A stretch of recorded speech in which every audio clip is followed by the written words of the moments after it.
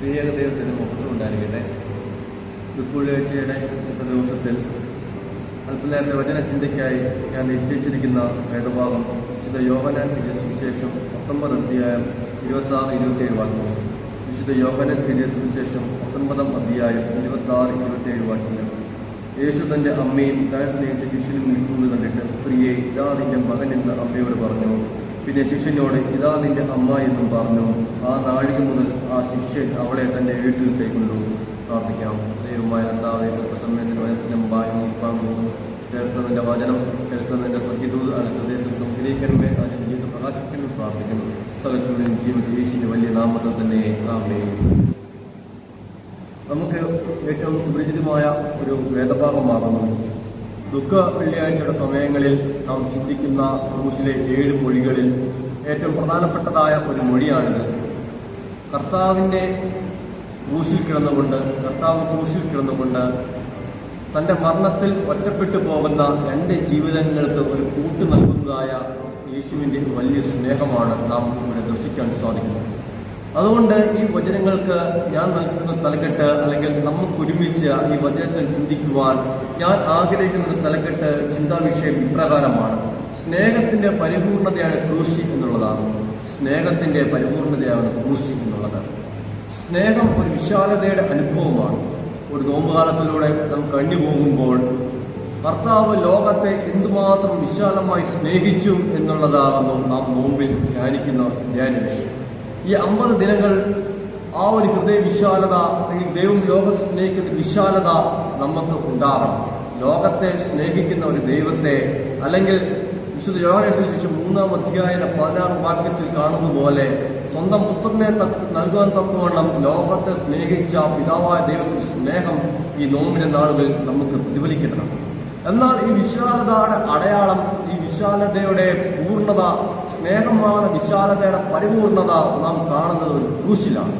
പാപികൾക്ക് വേണ്ടി സ്വന്തം ജീവനെ നൽകുകയും പാപികൾക്ക് രക്ഷ നൽകിയ, പാപത്തിൽ നിന്നും വിടുവിച്ച, സ്വന്തം മരണം കൊണ്ട് അനേകം ലോകർക്ക് മുഴുവൻ രക്ഷ നൽകിയ ഒരു ദൈവത്തിന്റെ സ്നേഹത്തെ നമുക്കിവിടെ ദർശിക്കുവാൻ സാധിക്കും.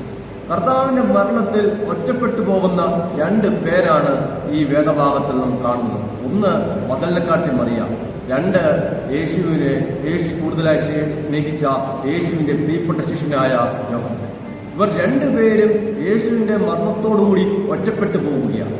പക്ഷേ ഈ ഒറ്റപ്പെടൽ അറിയാവുന്ന ദൈവത്തിന്, ഈ ഒറ്റപ്പെടൽ അറിയാവുന്ന യേശു കർത്താവിന് അങ്ങനെ ഒറ്റപ്പെട്ടുകൊണ്ട് അവരെ വിടുവിക്കുവാൻ, ഒറ്റപ്പെട്ട് അവരുടെ ജീവിതം ഇനി മുൻപോട്ട് പോകുവാൻ യേശു അനുവദിക്കുന്നില്ല. യേശുവിനെ അറിയാം മറിയയ്ക്ക് യോഹന്നാൻ ആരാകുന്നു, യോഹന്നാൻ അറിയാം ഈ മറിയ ആരാകുന്നു.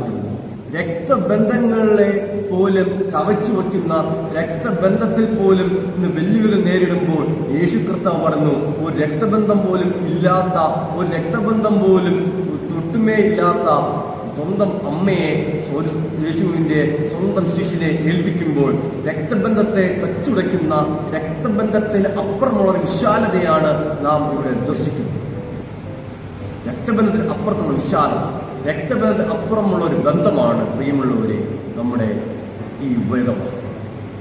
നമ്മുടെയൊക്കെ വിശാലത, നമ്മുടെയൊക്കെ സ്നേഹം ബന്ധങ്ങളിൽ പരിമിതപ്പെടുമ്പോൾ, നമ്മുടെയൊക്കെ സ്നേഹം ബന്ധങ്ങളിൽ മാത്രം നമുക്ക് എന്ത് ലഭിക്കും എന്നുള്ള സ്വകാര്യ ചിന്തകൾക്കപ്പുറം, നമ്മുടെ നിന്ന് എന്തൊക്കെ ലഭിക്കും എന്നുള്ള ഒരു സ്വാർത്ഥ ചിന്തകൾക്കിപ്പുറം യേശു കർത്താവ് അതിലേക്ക് വെല്ലുവിളിച്ചുകൊണ്ട് രക്തബന്ധം ഇല്ലാത്തൊരു സ്നേഹത്തിന്റെ വിശാലതയെ തുറന്നു കാണിക്കുകയാണ് ഈ അനുഭവത്തിൽ. യേശു തന്റെ സ്നേഹത്തെ പൂർണ്ണതയിൽ കാണിക്കുമ്പോൾ, പ്രിയമുള്ളവരെ, വിശ്വാസ സമൂഹമേ, ഞങ്ങളുടെ ഒരു ഹൃദയ വിശാലത എപ്രകാരം നമ്മുടെയൊക്കെ പള്ളി ബന്ധങ്ങളിൽ, പള്ളി ജീവിതങ്ങളിൽ, അയൽപക്ക ബന്ധങ്ങളിൽ, നമ്മുടെയൊക്കെ സ്വന്തം ഭവനങ്ങളിൽ പോലുമുള്ള ബന്ധങ്ങൾ അപ്രകാരം വിശാലതയുടെ ബന്ധമാണ്. ലഭിക്കുന്നത് മാത്രമേ കൊടുക്കുന്നു എന്നുള്ള ബന്ധത്തിൽ ഊന്നിക്കൊണ്ട് അല്ലാതെ ലഭിക്കാതെയും കൊടുക്കാൻ സാധിക്കുന്ന ഒരു വിശാലതയാണ് സ്നേഹം. അതുകൊണ്ട് യോഹന്നാൻ സുവിശേഷം മുഴുവൻ നാം പഠിക്കുമ്പോൾ കാണുന്ന ഒരു കാര്യമുണ്ട്. ഉപാധിയില്ലാത്ത ലോകത്തെ സ്നേഹിക്കുന്ന ഒരു യേശു കർത്താവ് സ്നേഹമാണ് അൺകണ്ടീഷണൽ ലവ് യോഹന്നാനിൽ നാം പ്രതിപാദിച്ചു കാണുന്നത്. അതുകൊണ്ട് യോഹന്നാന്റെ സുവിശേഷം എപ്പോഴും ഒരു സ്നേഹത്തിന്റെ സുവിശേഷമായി കാണപ്പെടുമ്പോൾ, ഈ ഒരു സ്നേഹം ദൈവത്തിന്റെ സ്നേഹമായി മാറുമ്പോഴാണ് നമ്മുടെ നോമ്പുകാലം ഏറ്റവും അർത്ഥവത്താവുന്നത്.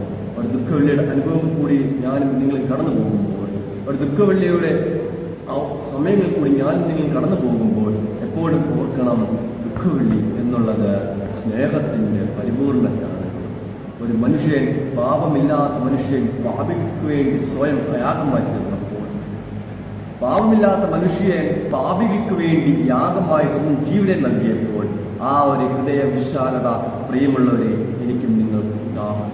അപ്രകാരം ഒരു ദുഃഖവെള്ളി, ഒരു നോമ്പുകാലം ഏറ്റവും അർത്ഥവത്തായി തീരണം എന്ന് ഞാൻ പ്രാർത്ഥിക്കുന്നു, ഞാൻ ആശംസിക്കുന്നു. പ്രകാരം ഒരു വചനം നമ്മുടെ ഹൃദയങ്ങൾക്ക് പ്രകാശിക്കട്ടെ എന്ന് പ്രാർത്ഥിച്ചുകൊണ്ട് ഞാൻ നിർത്തുന്നു. ദൈവം നമ്മെ ഏവരും അനുഗ്രഹിക്കുമാറാകട്ടെ.